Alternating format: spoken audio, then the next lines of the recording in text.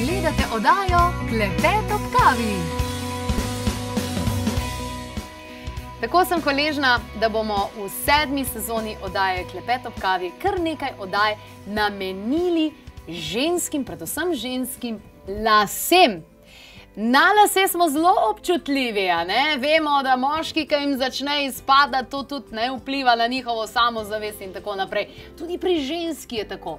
In ravno zaradi tega ne razumem, zakaj smo tako agresivni do svojih las, do svojega lasišča z vsem tem barvanjem in takimi in drugačnimi zadevami, kar se dejansko dogaja na glavi. Spoznavali bomo izjemne stvari. Povem vam, to so stvari, ki so meni osebno rešile te moje lase, kajti v svojem življenju sem bila že vseh možnih barv in imela sem tako zelo slabe lase, danes pa sem z njimi kar precej zadovoljna. In zahvala gre definitivno tudi Sonji, ki je danes v moji družbi. Pozdravljena, dobrodošla. Pozdravljeni.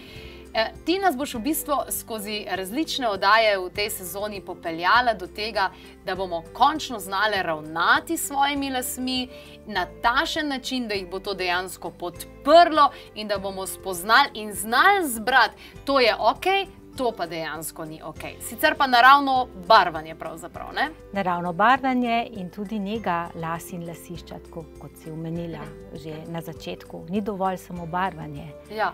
Za lase moramo poskrbeti.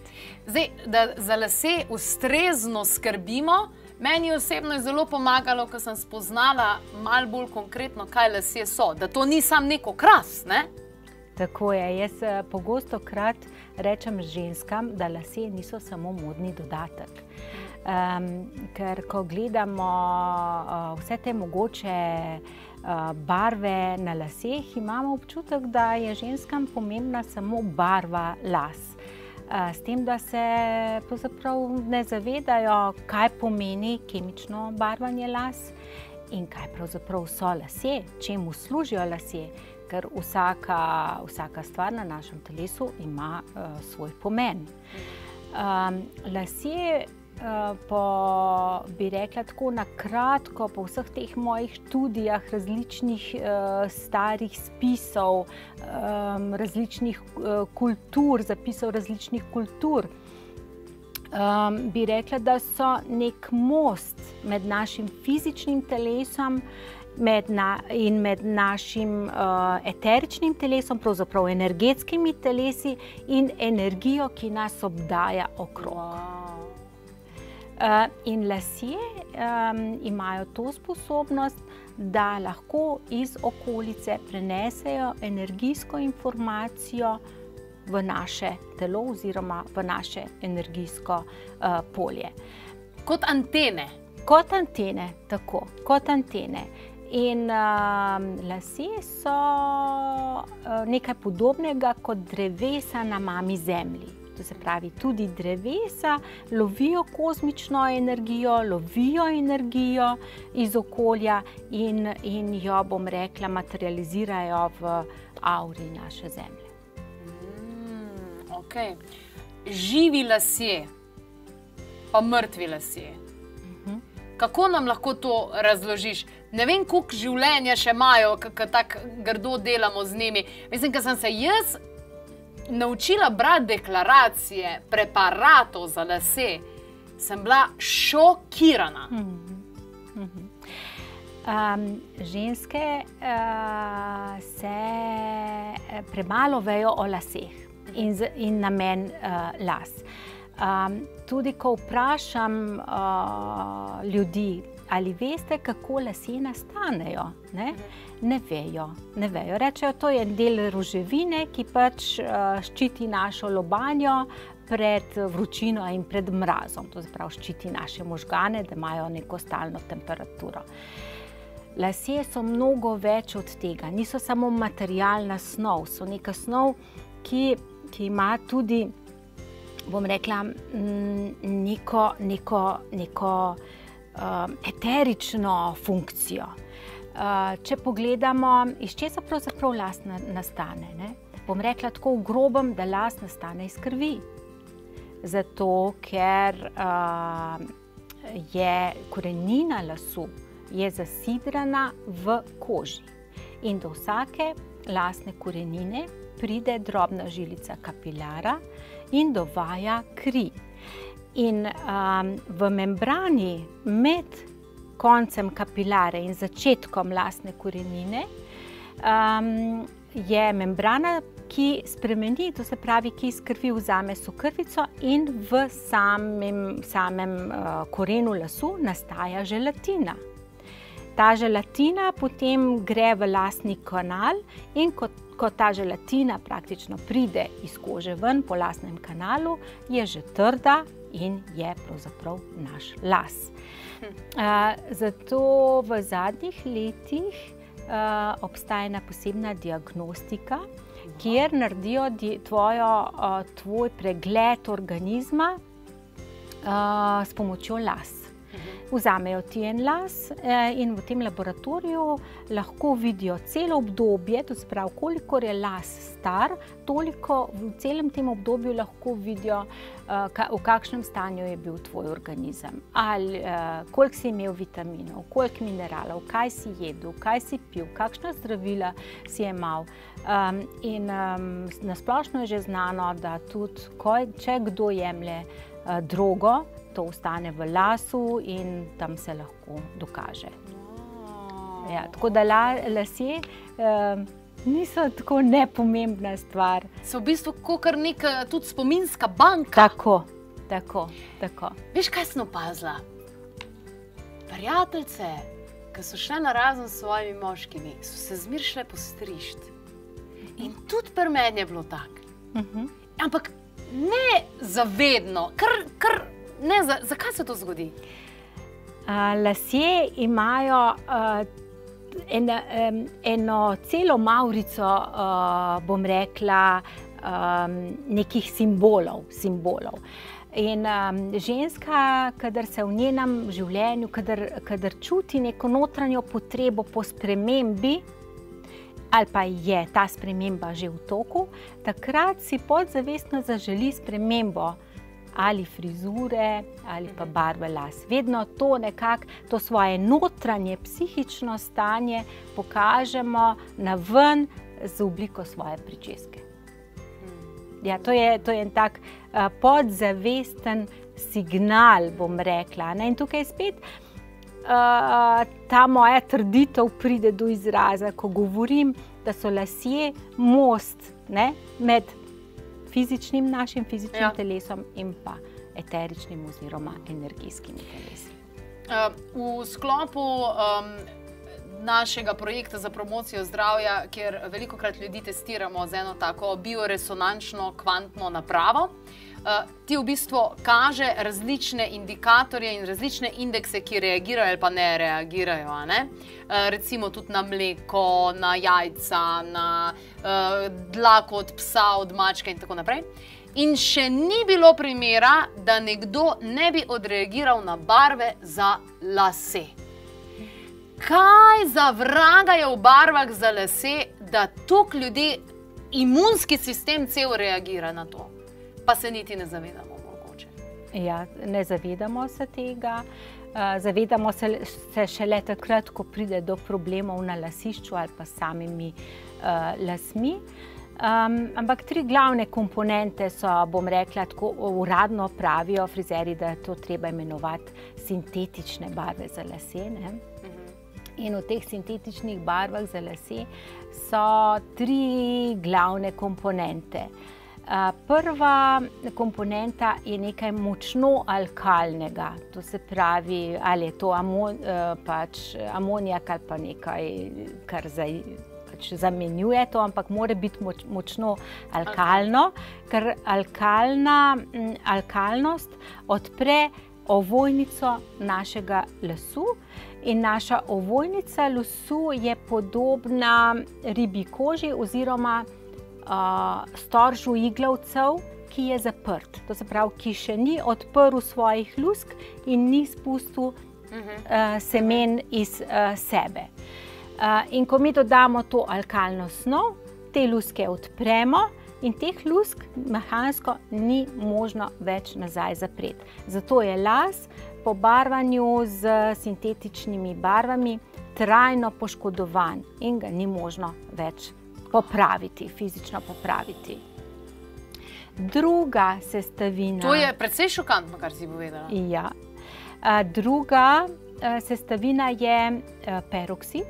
Ta je še bolj nevarna, zato ker peroksid, potem ko mu je alkalna snov odprla pot v osrednji del lasu, v naših laseh poišče pigmentne celice, melaninske celice in jih poškoduje. Ne poškoduje pa samo teh melaninskih celic v lasu, ki je izven kože, ampak tudi v samem korenu lasu, kjer te melaninske celice nastajajo.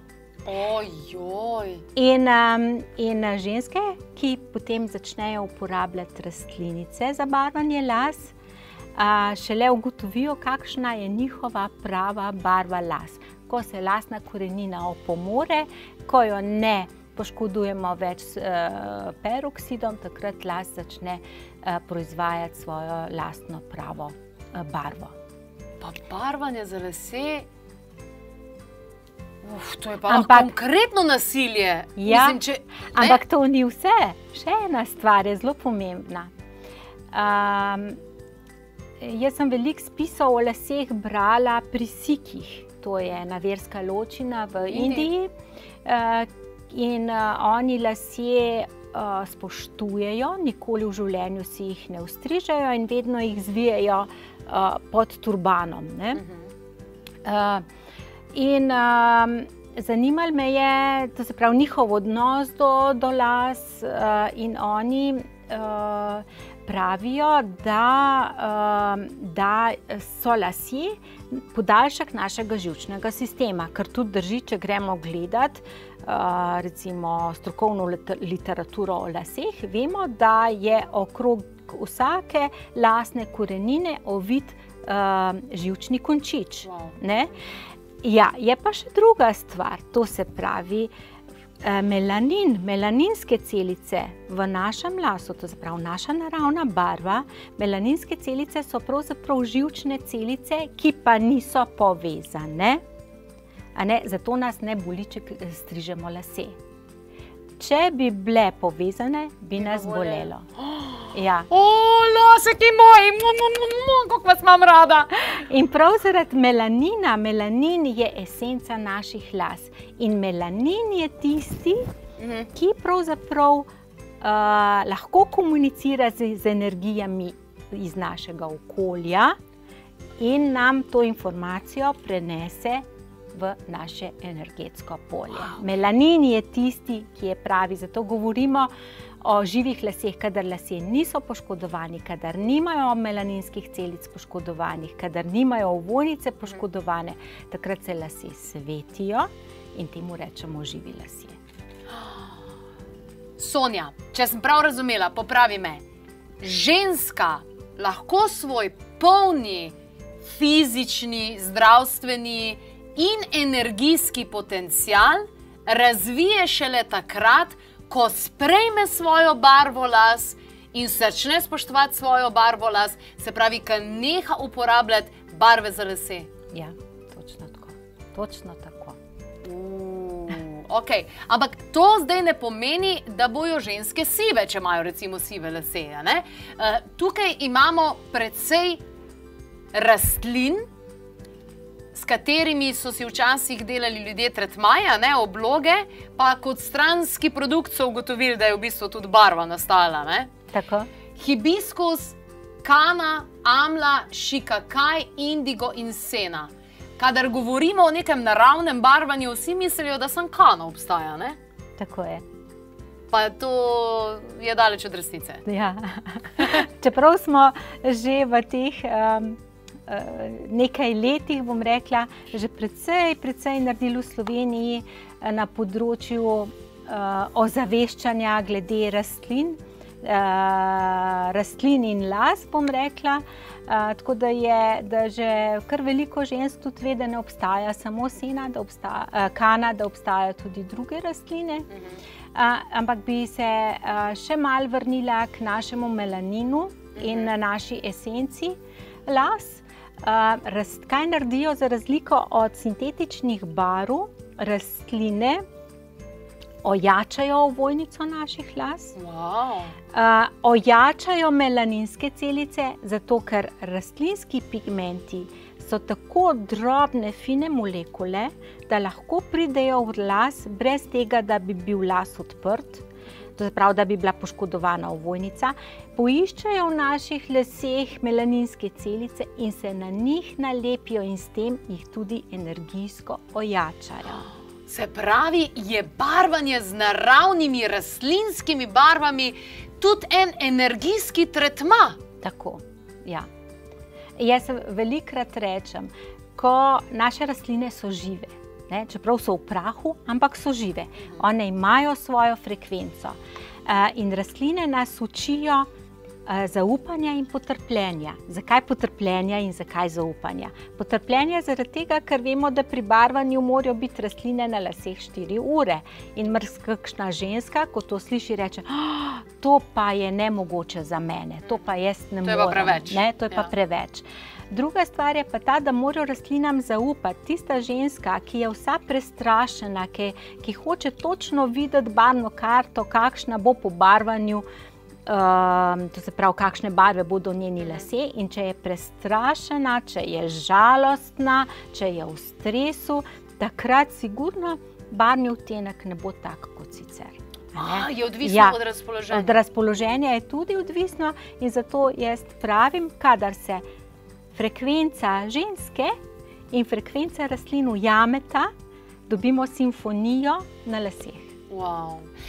Sonja, ti si mene to par let nazaj poučila in jaz sem tukaj uživala. Midve s kolegico sva se zmenile, nabavile sva vse te zadeve, sva jih zmešale, en dan prej tisto z limono in tako naprej sva vse naredile, pa sva se pa dobile, sva si lepo to dale gor in sva toliko uživale 4 ure, klepetale sva, malo sva gledale neke posnetke, igrale, pele, vse živo.